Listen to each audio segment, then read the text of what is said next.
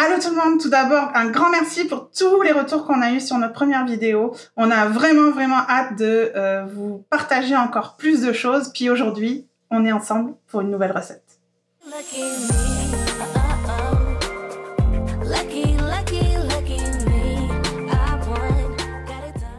Aujourd'hui, on est là ensemble pour la première recette de la chaîne. Ça va être une recette déjeuner, décadente, gourmande, mais saine. Est-ce que vous connaissez la poutine? Alors c'est sûr, si vous êtes québécois, vous allez me dire bien sûr qu'on connaît la poutine vu que c'est le plat national québécois. Alors je m'excuse d'avance. Pour ma première recette, je suis une rebelle.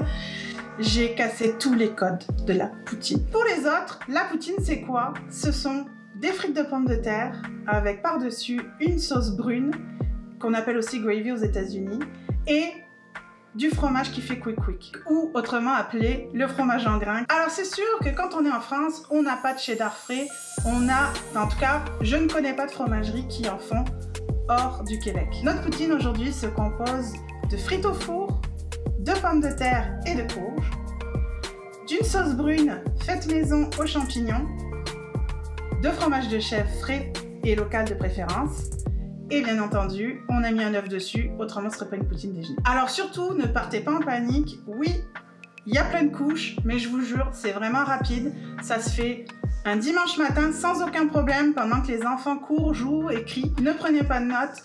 Vous allez avoir dans la description un lien vers la recette qui va être écrite. Alors vous pouvez juste vous asseoir et profiter de la recette.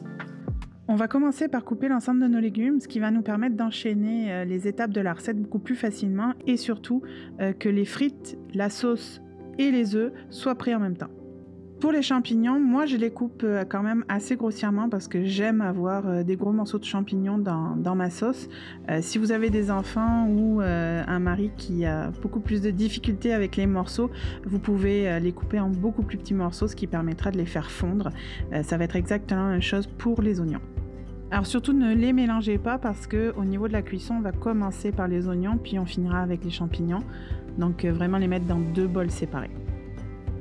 Ensuite, on enchaîne avec les pommes de terre. Alors les pommes de terre, moi j'aime bien pour cette poutine déjeuner les couper en cubes. Si vous êtes sûr de l'origine de vos pommes de terre, n'hésitez pas à garder la peau, ça va permettre d'augmenter l'apport en fibres et en plus ça va donner un goût beaucoup plus rustique à votre plat.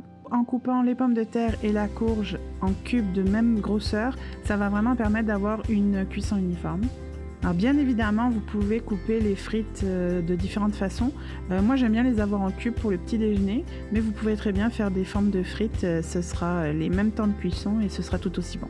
Et petite astuce, surtout ne coupez pas vos frites trop finement ou en trop petits cubes pour éviter qu'elles se dessèchent dans le four et que l'important c'est vraiment d'avoir un intérieur moelleux et bien cuit et un extérieur croustillant. Moi j'utilise la courge butternut, mais vous pouvez utiliser n'importe quelle variété de courge. On va prendre nos cubes de pommes de terre et de courge, on va les mettre dans un grand saladier et on va commencer à les assaisonner. Moi j'aime bien y mettre une cuillère à soupe d'huile. Vous pouvez mettre de l'huile d'olive, de l'huile de canola, l'huile que vous préférez. Essayez de privilégier une huile de qualité et puis surtout une huile neutre avec peu de goût. Pour ce genre de plat, mon épice préférée, c'est vraiment les épices Tex-Mex. Vous pouvez aussi faire votre propre mélange et puis varier selon vos envies.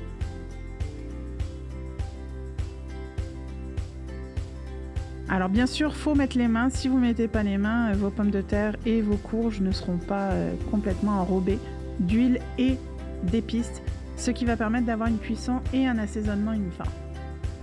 Pour vraiment améliorer la cuisson et avoir un résultat de frites, donc avec des cubes qui soient dorés à l'extérieur et avec une bonne texture à l'intérieur, c'est vraiment très important de les mettre sur une seule couche et de bien séparer les cubes pour favoriser la circulation de la chaleur dans votre four. Une fois votre plaque de cuisson prête, on va l'enfourner pour 20 minutes à 425 degrés Fahrenheit ou 220 degrés Celsius. Au bout de ces 20 minutes, on va les mélanger puis on va refaire cuire pour 10 à 20 minutes selon votre four. On va profiter que nos frites soient au four pour s'attaquer à la sauce brune. Je vais vous donner mon astuce de cuisson pour tout ce qui est oignon, pour faire revenir des légumes. Je n'utilise pas d'huile, je mets mes légumes dans une poêle chaude et j'utilise du bouillon. Le bouillon va vraiment permettre de déglacer. Alors, il faut vraiment le mettre par toute petite quantité, comme vous voyez sur la vidéo. C'est vraiment important de bien remuer au fur et à mesure. Et puis, je vais le faire quand même de façon très très régulière pendant toute la cuisson des légumes. Alors, comme vous voyez, on rajoute un tout petit peu de bouillon, surtout sur les endroits où on a des sucs de cuisson qui se développent. Et avec une spatule en bois, on va vraiment aller gratter très très gentiment le fond de la poêle et venir chercher tous les sucs de cuisson, ce qui va nous permettre de caraméliser nos oignons, nous permet d'aller chercher une intensité de goût dans les légumes.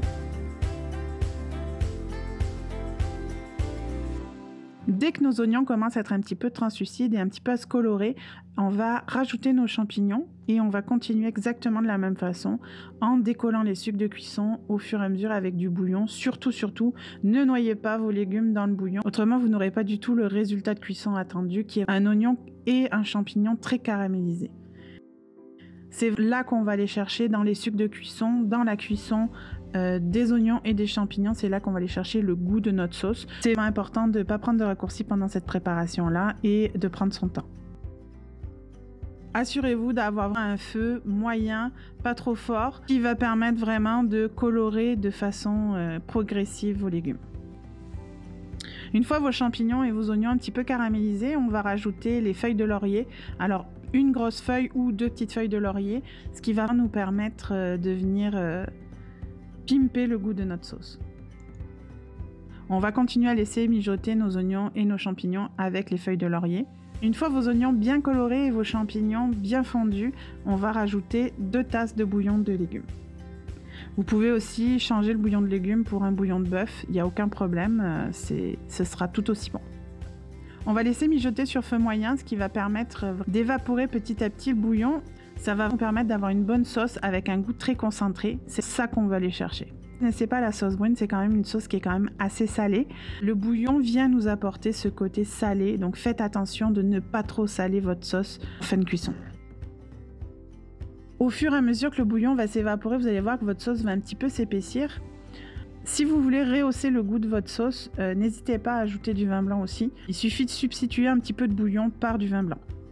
Au bout d'une quinzaine de minutes, vous allez voir que votre bouillon va vraiment devenir de plus en plus coloré. Il va prendre la couleur caramel des oignons et des champignons.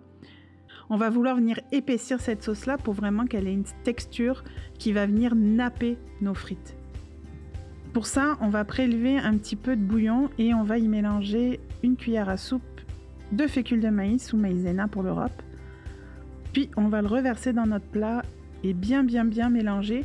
Cette étape de mélanger la fécule en dehors du plat va permettre d'éviter d'avoir des grumeaux dans votre sauce. À ce moment-là, vous devriez avoir quasiment toute votre famille devant vous en train de saliver parce que l'odeur des frites plus l'odeur de la sauce, il suffit que vous ayez sorti le fromage de chèvre qui soit sur le comptoir, puis je peux vous assurer que c'est vraiment difficile d'y résister. Alors surtout, une fois la fécule rajoutée, ne partez pas trop loin, il faut vraiment s'assurer que votre sauce n'accroche pas et la remuer de façon très fréquente. On va pouvoir passer à la cuisson des œufs pour finaliser notre poutine. Alors je vous conseille vraiment de commencer à chauffer votre poêle sur feu doux. Le secret d'un œuf qui colle pas, c'est vraiment pas de mettre de l'huile ou du beurre. Je prône vraiment la cuisine sans gras superflu. Alors il faut du gras dans notre alimentation, mais je préfère aller chercher des gras dans des oléagineux ou dans des avocats et un petit peu moins dans des huiles pour la cuisine. Donc pour que ça ne colle pas, il faut vraiment le cuire sur un feu moyen doux, tout doucement et être très patient. Donc là, on a fait la sauce, nos œufs sont prêts. On vient de sortir nos frites du four, ça va être le temps de dresser notre plat. On va d'abord bien évidemment déposer nos frites. C'est maintenant le temps de mettre notre fromage de chèvre. Moi j'aime bien la bûche de chèvre. C'est sûr qu'on a de la chance d'avoir une très bonne fromagerie dans le coin qui s'appelle la Suisse normande, qui fait d'excellents fromages. Si vous êtes au Québec, n'hésitez pas. On a choisi pour cette poutine de mettre le sabot de blanchette, mais ils ont d'autres fromages comme le biqueron qui est très puissant également sur cette poutine. La star de cette poutine, c'est vraiment la sauce, donc soyez un petit peu moins radin que moi, puis vous pouvez mettre un petit peu plus de sauce. Alors, 2 techniques, si vous n'aimez pas les morceaux de champignons ou d'oignons dans vos plats, vous pouvez bien évidemment les enlever avec une passoire, ou ma deuxième technique que je préfère, parce que vous allez garder tout le goût des champignons et des oignons, c'est de mixer votre sauce avant de la mettre sur votre poutine. Si vous n'aimez pas le fromage de chèvre, bien sûr, si vous êtes au Québec, vous pouvez mettre du fromage en grains, mais l'apport calorique sera un petit peu plus grand. Si vous êtes en France, vous pouvez bien évidemment substituer par de la mozzarella fraîche. J'espère que la recette vous a plu. En tout cas, si vous la faites, n'hésitez pas à me taguer sur Instagram, sur Facebook. Vous pouvez aussi nous rejoindre sur ces 2 réseaux sociaux. N'hésitez pas non plus à commenter, poser vos questions dans les commentaires, que ce soit sur le blog ou sur YouTube. Et pour ne rater aucune autre recette ou autre chronique, n'oubliez pas de vous abonner et surtout, pour être notifié, d'activer la cloche. En tout cas, chez nous, cette poutine-là, c'est un grand classique du dimanche matin et je peux vous dire qu'elle est réclamée quasiment chaque semaine. N'oubliez pas de liker et de partager la recette. On se retrouve la semaine prochaine et en attendant, n'oubliez pas, on s'en fout, on s'aime. Oh non, il a tout bougé. Ah putain, je l'ai raté. On se retrouve la semaine prochaine et On se retrouve la semaine prochaine et en attendant, n'oubliez pas, on s'en fout, on s'aime.